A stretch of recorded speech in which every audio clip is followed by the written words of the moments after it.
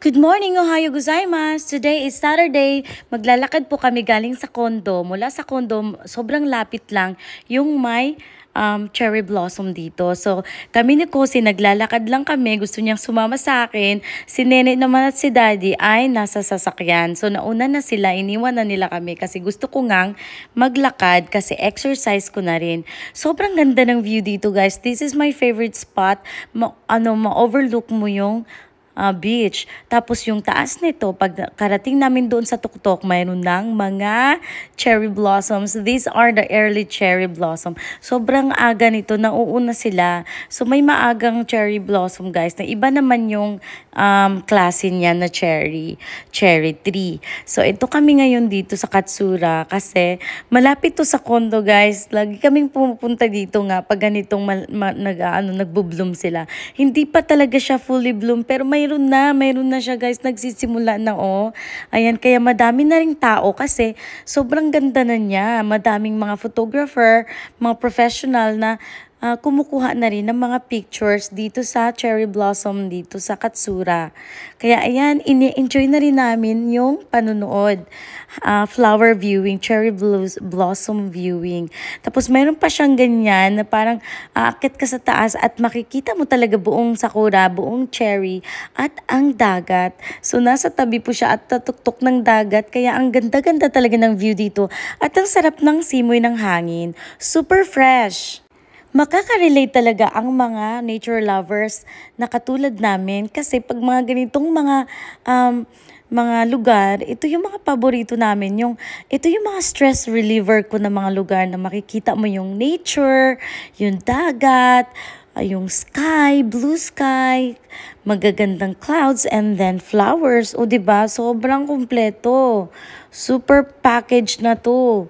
Sobrang siya, vitamins siya sa in your soul, alam mo yon, I don't know, but it's like a healing to me pag pumunta ka sa mga ganito, yung nature, yung flowers, and everything. Sobrang ganda. Sobrang magpapasalamat tayo sa Panginoon, yung my God.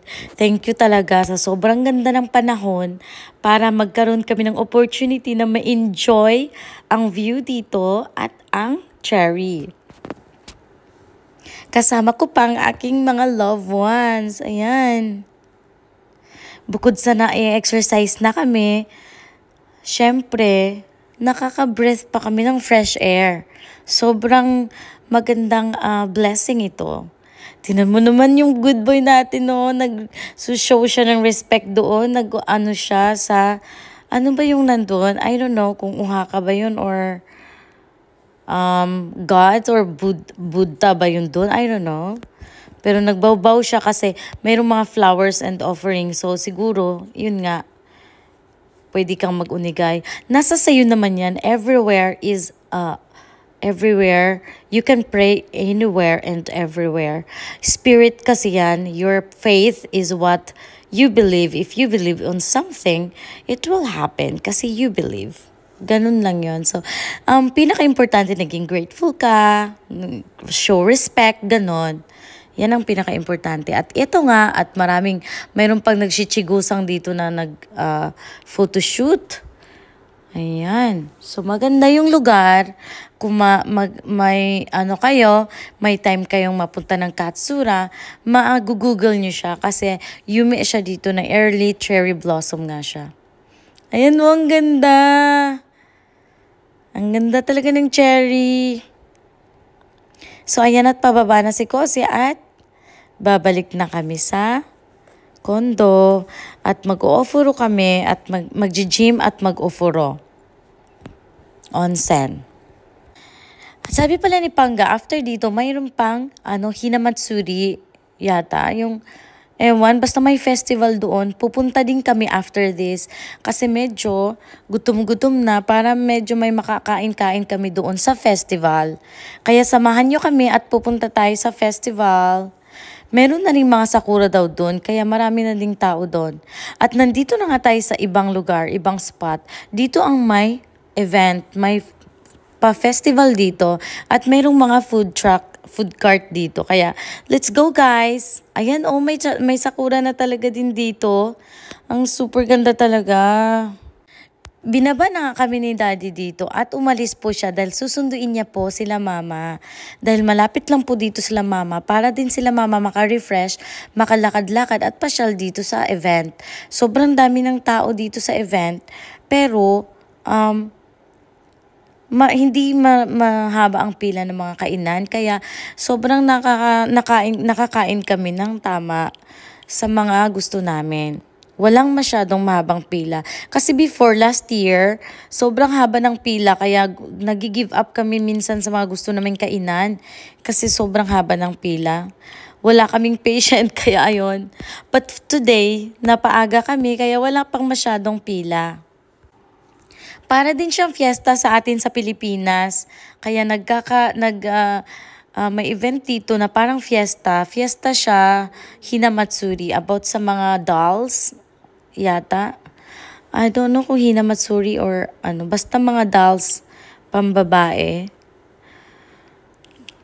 Ayan na ang mga paborito nating mga pagkain at kung ano-ano pa. Ikutin muna natin para makapili tayo kung ano ang gusto nating kainin at ang mga bata. Pasensya na nga kayo guys sa aking boses at ako po'y may pollen allergy. Kung ang tatawagin dito sa Japan ay kahonsho, talaga pong mayroon akong clogged nose pag may kahon. So, I'm so allergy. So, uminom po ako ng gamot and yan, nagda-dry na po siya. Tapos, very helpful naman yung gamot. Effective naman. So, ayan. Tuloy lang tayo at gusto kong kumain ng sausage, chicken, at kung ano-ano pa. Si Nene naman gusto niya daw yung mga sweets. So, yeah. Let's go. Ito talagang kaligayahan namin, yung palakad-lakad, pasyal-pasyal, alis-alis. Hindi naman luxurious yung mga lakad namin, konti lang naman. Pero syempre gumagastos pa din. Ayan, may chance tayong magpa-picture kay Peanuts. Ayan, si Peanut, oh. So guys, nakapagpa-picture po kami doon dahil mayroon pong kumukuha ng picture doon. Kukunin yung cellphone mo at magpa-picture. Ito na nga, itong food cart na to, na-intriga ako kasi yung chef na movie sa Netflix, yung chef na movie sa Netflix na recipe nila ng sandwich, nagbebenta siya dito. Kaya ayan, titikman natin. Meron din silang potato chips at kung ano-ano pa. So titikman namin yung kanilang food. At sausage na herb sausage, ayan. So let's go guys and try to eat those street food dito sa fiesta dito sa Katsura, Hinamatsuri. Masarap yung sausage, sobrang na-enjoy ko at hindi imagine ni Kosi na magugustuhan niya rin. So lahat ng in-order namin sobrang yukata, good kasi lahat approve at masarap sa amin. Yan, tinikman nga nila at nasarapan din sila. Hindi siya normal na sausage. It's an herb sausage but sobrang masarap. Ayan na po, tiikot pa rin kami at syempre kulang ang sausage. O-order pa tayo ng kung ano-ano pa. So umorder nga pala ako ng kebab na hindi ko na nakunan. Umorder ako ng karage, chicken, fried chicken, at also mayroon pa kaming, yung sweets. Dalawa ang binili namin dun sa special banana waffle. Basta special siya. So, madaming chocolate at madaming chocolate sauce at caramel. So, pumwesto na kami dito. May mga tables naman na doon ka pwedeng kumain. So, dito na kami pupwesto para mayroon tayong maupuan. Habang hinihintay naman namin si Daddy at sinundo naman niya aming biyanan. Aking biyanan. Ang aking mga biyanan pala. Ayan, yung chicken, sobrang sarap din niya. Crispy and juicy ang loob at crispy ang labas. So love it. At ayun naman si Nene, nakapila na siya dun sa sweets na special, banana, whatever, I don't know. Hindi naman talaga ako mahilig sa sweets, pero today gusto kong subukan dahil parang pampagengki na din. Ayan 1,000 daw yan at 100.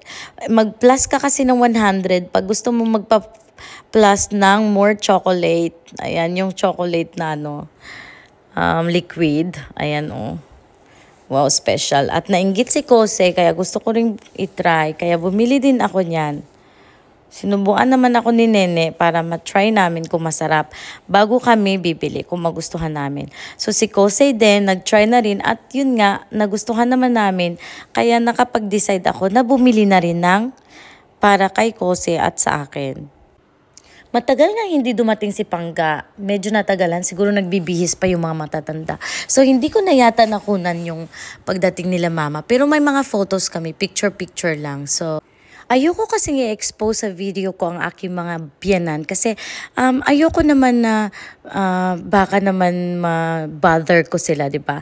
Ayun na yung order nating special banana waffle with caramel and chocolate plus. Ayan. Ayun, let's enjoy this guys kasi mayroon talagang time na nag-crave din ako ng sweets. Kaya ngayon, that is today. Parang gusto ko rin, nainggit ako kay Nene. Gusto ko rin kumain ng sweets. Kaya yan, enjoy lang namin to guys habang hinihintay sila Mother at si Pangga at ang kanyang father. So ayan, nandito lang kami at kakain-kain lang kami. And that's all for today. This is our Saturday and it's perfect.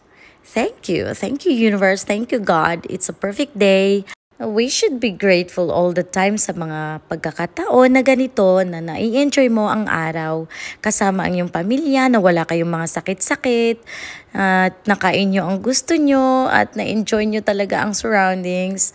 Sobrang grateful, 'di ba? Sobrang sarap lang isipin na smooth ang araw nyo. Sobrang laking pasalamat ko na sa ganitong mga moment.